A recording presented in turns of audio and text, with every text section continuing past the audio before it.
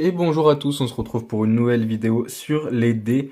On a ici un dé assez particulier qui est pas si rare à trouver mais quand même plus difficile à trouver qu'un dé classique. On est sur un dé à 100 faces qui va en fait présenter un petit dé à l'intérieur qui sont les unités et un gros dé à l'extérieur qui sont les dizaines. Alors comment ça va se lire? C'est très simple, il va être lancé sur la table, alors là c'est pas très au milieu, voilà. Et ici, je peux voir que à l'intérieur c'est un 5, que à l'extérieur c'est un 3. Alors vous à la caméra c'est un petit peu difficile.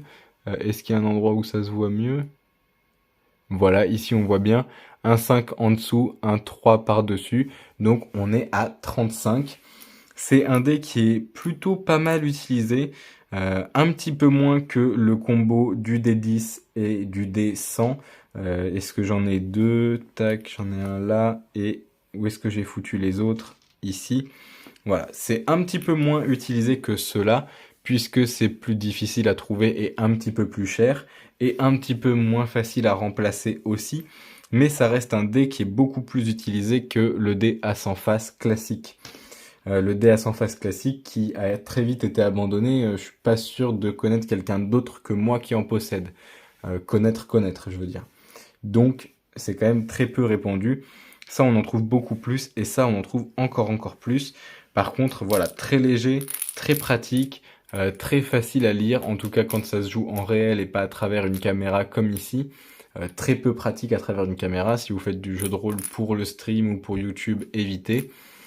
Autrement, très pratique. Seul gros défaut, c'est que du coup, on est sur quelque chose qui n'est pas plein, quelque chose qui est vide, et donc qui est beaucoup plus fragile, beaucoup plus facile à casser. En plus, on voit bien l'endroit où ça a été collé ici, donc qui est d'autant plus fragile et facile à casser. C'est son gros défaut, c'est la raison pour laquelle je ne l'utilise personnellement pas, ce qui est assez dommage puisque ça pourrait être un truc assez joli. S'il y avait par exemple la possibilité d'en faire un plus joli, un peu plus épais, mais tout de même transparent à l'extérieur et avec un joli dé à l'intérieur, peut-être en artisanat, je pense qu'on pourrait faire des choses plus solides et beaucoup plus artistiques, beaucoup plus jolies. Autrement, je pense qu'on a plutôt fait le tour, on va se laisser là-dessus. Je vous dis merci à tous et bonne journée.